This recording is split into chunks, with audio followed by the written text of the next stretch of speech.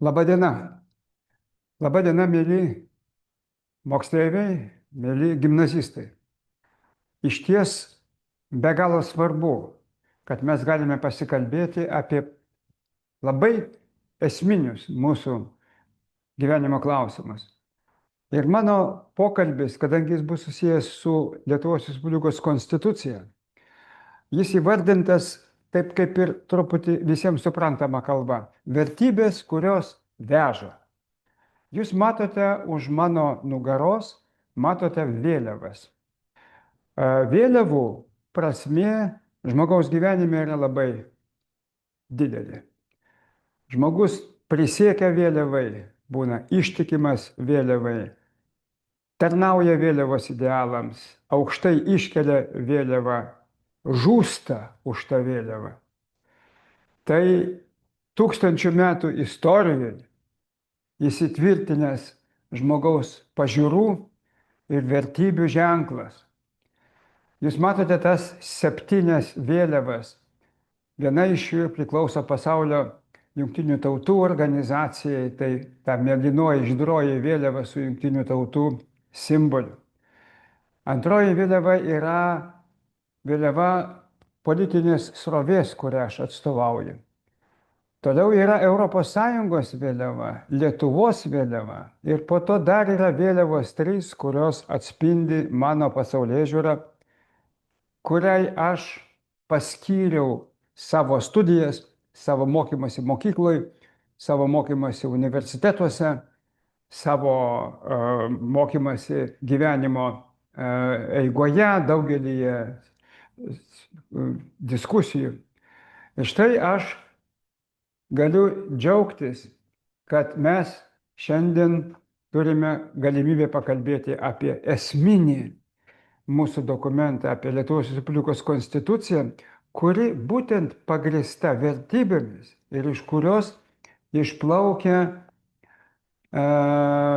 būtent ir tų vėliavų prasmė. Noriu pirmiausia atkreipti jūsų dėmesį į konstitucijos preambulę.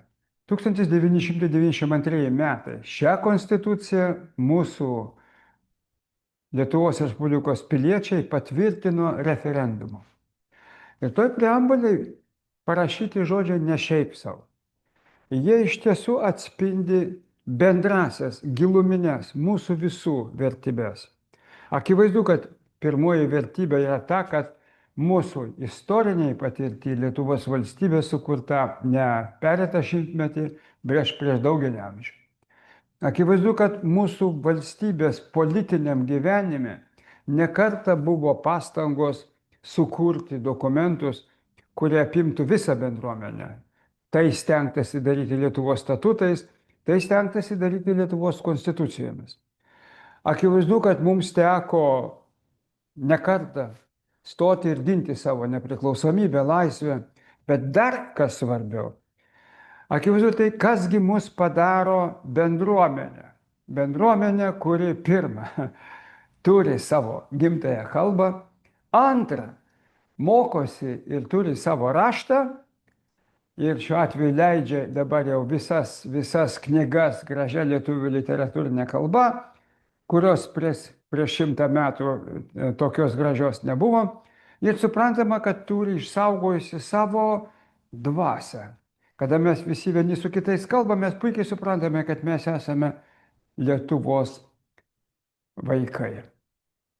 Ir dėl to preambulė ir nukreipia mus visus į tą sritį, kuri vadinama tautos egzistencija. Ir neabejotinai preambulė kalba apie tuos labai svarbius kitus dalykus, nes mes kaip bendruomenė savo gretose turim įvairių tautybių žmonės. Mes turime savo žydus, savo totorius, savo karaimus, savo rusus, savo lenkus, savo vokiečius, savo latvius. Mes puikiai suprantame, kad mes kaip pilietinė tauta, ne tik kaip lietuviai, bet kaip pilietinė tauta, mes integruojame ir kitų tautinių bendrijų žmonės į tą mūsų pilietinį, kaip sakyti, kosmosą, pilietinę erdvę. Ir štai kodėl preambuliai lyg ir įsipareigojame tautiniai santarvei ir taip pat įsipareigojame atvirai, teisingai, darniai pilietiniai visuomeniai ir teisiniai valstybei. Tai štai, kai mes kalbame apie vertybės, kurios veža, tai Konstitucijos preambuliai tos vertybės yra išreikštos. Ir jos yra kiekvieną dieną. Ir kiekvieną dieną man tenka susidurti su įvairių amžiaus grupių žmonėmis. Ir su gimnazistais, ir su studentais, ir su verslininkais, ir su teisininkais. Esu Europos parlamento narys. Dabar matau visų 27 tautų atstovus vienoje Europos parlamento salėje, kur mes diskutuojame skirtingomis kalbomis, bet puikiai galime pasakyti, kad tos kalbos mums nekliudo susikalbėti. Ir štai tai aš ir įvardyju kaip demokratiją. Ir Lietuvos Respublika startavusi pereitam šimtmetyje 1922 metais taip pat pasakė labai aiškiai, kad ji nori atstatyti nepriklausomą valstybę, tačiau nori turėti tvirtus, čia ankstesnių žodynų išreikštus, tvirtus demokratingus jos nepriklausomam gyvenimui pagrindus. Demokratingi pagrindai, kurie sudaro sąlygas teisingumui, teisėtumui ir gerbti visų piliečių lygybę, laisvę, gerovę ir kad valstybė suteiktų globą tiems, kuriems to labai reikia. Tai štai 22 metų vertybės ir mūsų Konstitucijos 92 metų preambulės vertybės yra iš esmės tos pačios. Ir štai dabar žvilgtelkime, jeigu mes pasižiūrėsime į Konstitucijos pirmuosius 7 straipsnius, jie nusako labai esmines vertybių sritis. Pirma, mes absoliučiai esame nepriklausoma demokratinė respublika. Antras dalykas, suprantame, kad mes visi valdome savo šalį. Per ką? Per referendumus arba per savo atstovus. Bet mūsų dabartį kūrė tauta, kuria mes visi kartu. Ir tie, kuriems 80 metų, ir tie, kuriems 18 metų. Visi kūrėme kartu. Ir už tai pasakyta, kad niekas negali varžyti jokių galių ar riboti tautos suverenitetą. Ir net kiekvienas pilietis gali priešintis tam, jeigu kažkas kėsinasi prievartą panaikinti Lietuvos nepriklausomybę. O mes kaip tik dabar turime savo atsakyti į klausimą. Štai didžiulis vyksta karas, Rusijos agresija prieš Ukrainą. Putino komanda ir Putino valdžia nori jėga perbraižyti sienas ir nori atimti dalį teritorijos iš Ukrainos. Ir štai yra prievarta, prieš kurią priešinasi ukrainiečiai ir kiekvienas ukrainietis turi tą pačią konstitucinę teisę priešintis tokiai agresijai. Ir neabejotinai, kad pasakytas ir 5 straipsnis labai įdomus, Lietuvos valdžia vykdoma per Seimą, vyriausybę ir prezidentą ir teismą.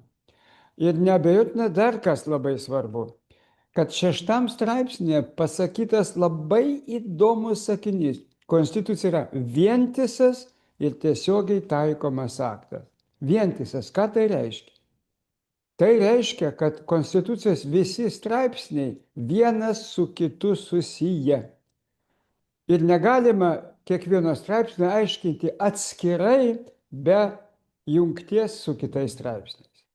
Na ir dabar pasižiūrėkime tas visas pagrindinės vertybės. Žmogaus teisių, laisvių prigimtinės vertybės. Žmogaus asmens neliečiamumo. Šiandien jūs socialinėje erdvėje vieni kitiems tiek pasakote epitetų, pradedant nuo vatnikų, baigiant kokiais nors ten bebrais, pradedant nuo kokiu runkeliu, baigiant sakyt, iš mėnulio iškritusiais. Bet visi puikiai suvokiam, kad šitoj buitiniai kasdienybei kažkas yra tokio, ko negali peržengti nei vienas iš mūsų. O būtent žmogaus asmens neliečiamumo ir jo orumo. Negalima vienas kito niekinti, jūs puikiai suprantat, kas yra patyčios, priekabiavimas ir tai kodėl. Todėl, kad tai įsiskverbia į žmogaus orumo, į kiekvieno iš mūsų orumo sritį. Ir dėl to labai akivaizdu, kadangi žmogaus asmuo neliečiamas, tai ir žmogaus įsitikinimai, jo pasaulėžiūra, jo teisė pasaulėžiūra laisvai reikšti, taip pat yra neliečiama. Bet vienas svarbus aspektas čia yra. Jis 28 straipsnėje labai aiškiai išdėstytas, kad būtent įgyvendindamas kiekvienas žmogus, įgyvendindamas savo laisvės ir teisės, jis negali varžyti kitų žmonių teisių ir laisvių.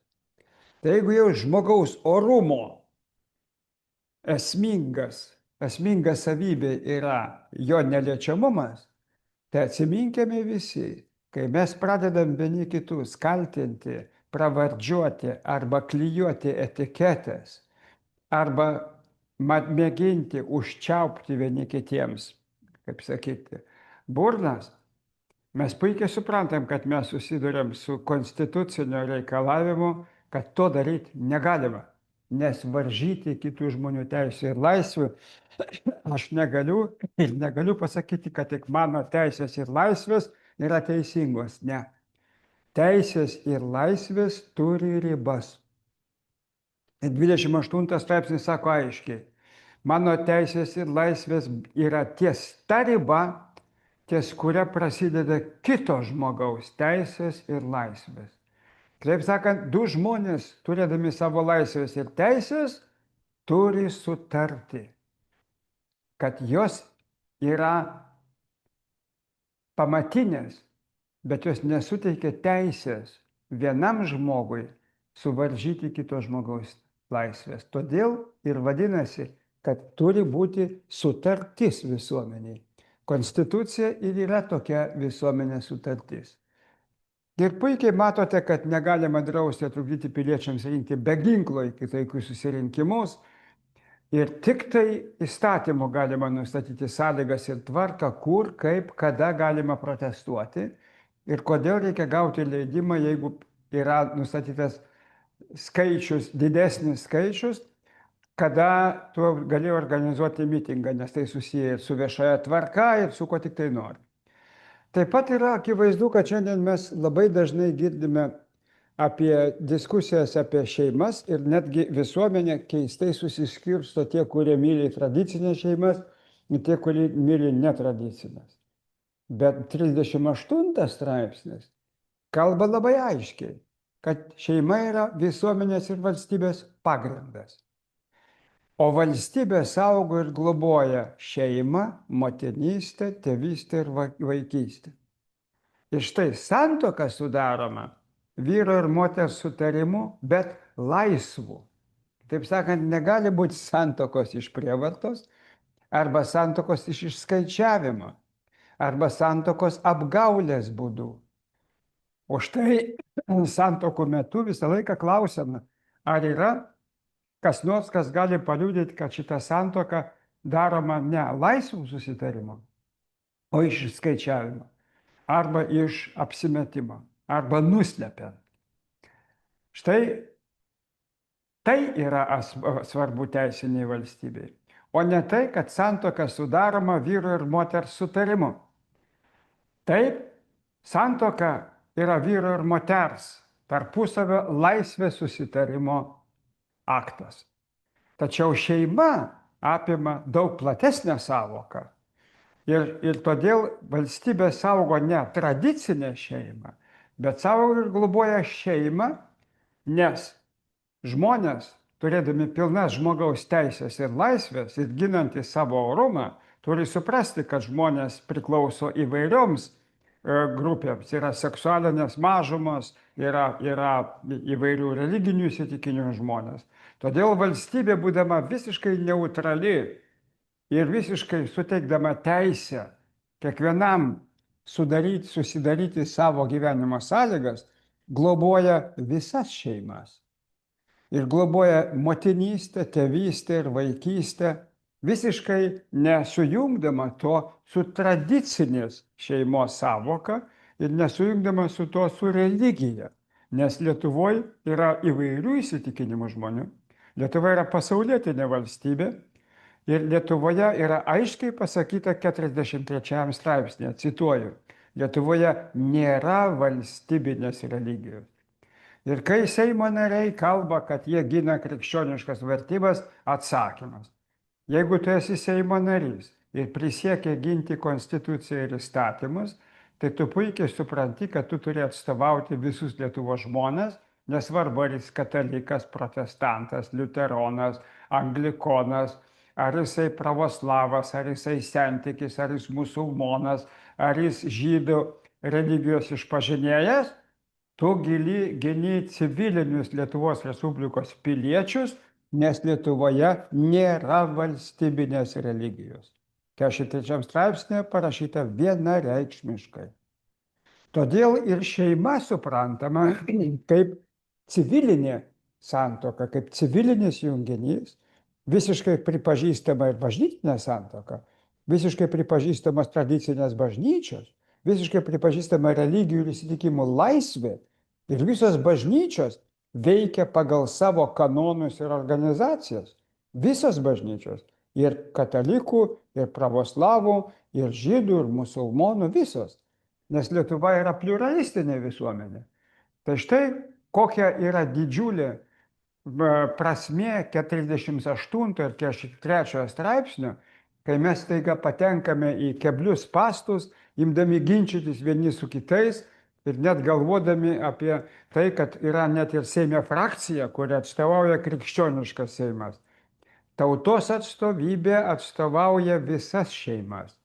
Ir negali būti jokių ideologinių kliūčių ginti visas civilinės teisės visų žmonių, visų religinių įsitikinimų ir visų pasaulėžiūrinių įsitikinimų, todėl kad mes esam demokratinė respublika.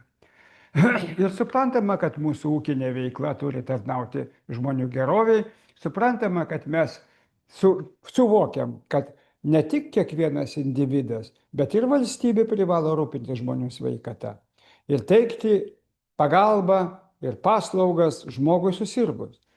Ir štai vėlgi tai kelia labai daug ginčių dėl to, kokia socialinė sistema yra, kuri leistų mums sudaryti sąlygas, kad nemokamas gydymas taip pat būtų įstatymo nustatyta tvarka prieinamas visiems Respublikos piliečiams.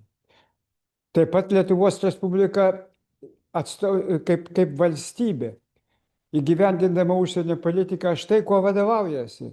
Visuotinai pripažintais tarptautinės teisės principais. Už mano nugaros, kaip matote, visuotinai pripažintais principais paremtos vėliavos. Ir mes, gindami savo nepriklausomybę ir saugumą, dalyvaujame viso pasaulio valstybių diskusijose. Todėl, kai man sako, kad štai yra reikalinga ginti tik tai vieną nepriklausomybę, aš atsakau. Aš esu pasaulio pilietis.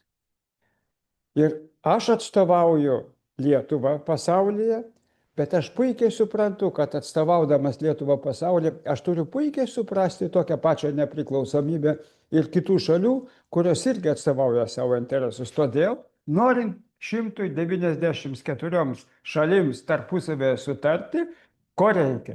Reikia tarptautiniais teisės principais pripažintos pasaulio tvarkos. Tačiau tokia tvarka pasaulyje pastoviai greunama. Putino agresija prieš Ukrainą greuna sienų neliečiamumo, teritorijų vientisumo, Helsinkio baigiamojo akto principų, jungtinių tautų dokumentų principų paremtą pasaulio tvarką. Lygiai tas pats atsitinka konflikto Gazoje metu, Sudane metu. Visur, kur naudojama prievarta, jėga ir konfliktas, ten pažeidžiamas tarptautinės teisės normos ir žmogaus teisų principai.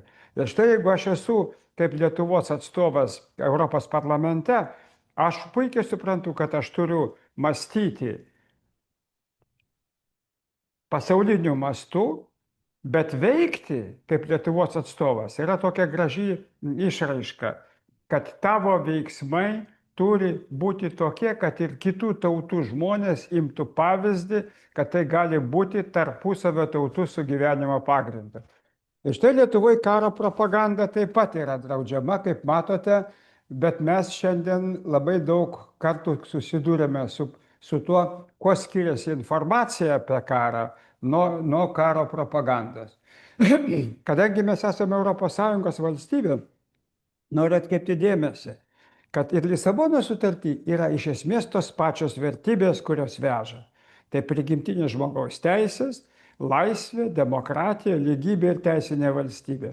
Būtent 27 valstybės sudarė sąjungą su vienu sutarimu, kad tai bus sąjunga pagrįsta pagarba žmogaus orumui, laisvai, demokratijai, lygybei, teisės viršenybės principui, teisinės valstybės principui ir pagarbai žmogaus teisėms, įskaitant mažumoms priklausančių asmenų teises.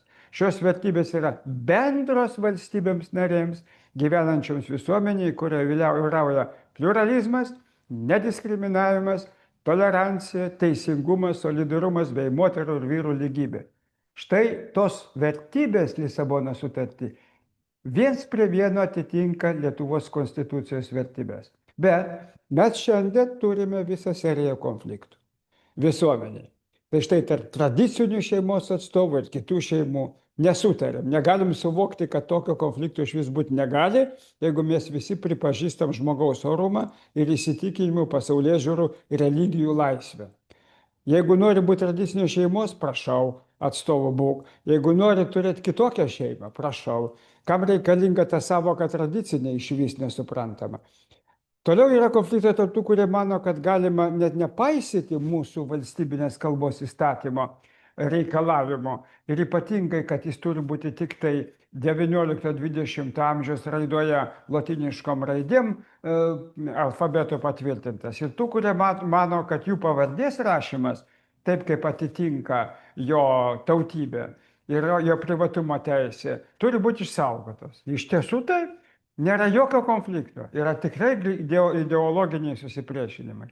Taip pat jeigu atveiksim dėmesį į žmonių sveikatą, arba pasižiūrėsime, kiek šiandien ginčių Jungtinėse Amerikos valstijose dėl vakcinavimo, dėl reprodukcinės sveikatos, dėl to, kaip reikėtų padaryti, kad visuomenė būtų ir stabili, ir neplystų užkrečiamos lygos, ir būtų galimybės užtikrinti moterų sveikatą ir moterų teisę į abortus, nes tai yra medicinos pagalbos sritis, tai yra medicininės intervencijos sritis ir tai yra žmogaus teisų sritis. Ir tarp tų, kurie sako, kad ne, žinot, vakcinos yra nuodai, kaip sakyti, čia gali visi sukelti įvairių komplikacijų, to nereikia, arba reprodukcinės sveikatos įstatymo nereikia ir nereikia čia lytinio švietimo, nereikia, kaip sakyti, apie tai net kalbėti, kadangi tradicinės šeimos to nenori ir taškas. Ir lygiai tas pats pasakytina apie lyčių lygybės principą. Netgi yra šiandien terminas genderizmas. Aišku, tokio termino mokslinėje literatūroje iš vis nėra. Bet politinėje publicistikoje yra. Jis daugiau atėjęs iš tų radikaliųjų sluoksnių, kurie įvardijo šitaip tą problemą, kai pasakai, kad lyčių lygybė yra žmogaus orumo reikalas, kad vyras ir moteris turi tas pačias teisės, jie turi gauti vienodą atlyginimą. Tame pačiame darbe, toj pačioj profesijoje jų negalima diskriminuoti. Moters teisė į motinystės atostogas turi būti garantuota ir tam, kad jos motinystės atostogos būtų užskaitytos darbo stažu, kad nenukentėtų jos pensijinis draudimas, kad nenukentėtų jos kvalifikacija, kad ji galėtų po motinystės atostogų įsilieti į savo profesijos sferą ir tobulėti ir taip toliau. Bet visi kiti mano, kad to nereikia. Lygiai taip pat pasakytina apie mūsų konfliktus dabar, kurie vyksta. Štai prezidentas įsiterpia į vyriausybės formavimo klausimus. Ir visi galvoja, kad Lietuva yra prezidentinė respublika ir prezidentas gali važiuoti atstovauti Lietuvą Europos valstybių ir vyriausybių vadovų taryboje.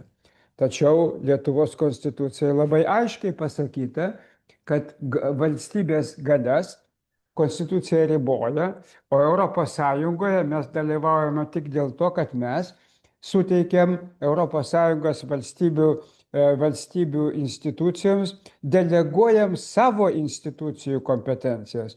O mūsų institucijos yra prezidentas, vyriausybė, teismas ir Seimas. Ir todėl ir vyriausybės galios, ir prezidento galios yra nustatytos konstitucijai. Ir todėl tas ginčas, kas turi važiuoti į ES valstybių ir vyriausybių vadovų tarybą, yra nekonstitucinis, nes konstitucinio prasme visiškai akivaizdu, kad vienais atvejais pagal tai, kokias kompetencijos taryboje diskutuojamas, gali važiuoti prezidentas, kitais atvejais gali važiuoti ministras pirmininkas. Ir akivaizdu, kad mes turime galvoti apie tai, kaip mes, delegavę dalį institucijų kompetencijų, išties ar neprarandame savo suverenitetų. Atsakymas labai aiškus. Sąjungos kompetencijos grindžiamas nustatytomis aiškiomis ribomis ir aiškių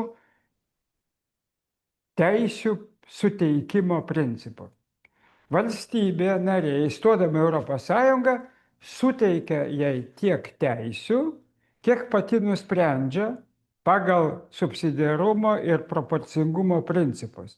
Bet valstybė dalyvauja sąjungos institucijose kartu ir be jos niekas kitas bendrų reikalų spręsti negali. Todėl valstybės narės ir sutarė, kad yra kelios kompetencijos ir tos kompetencijos, kurios nepriskirtos sąjungos institucijoms, jos pasilieka valstybės narės rankose.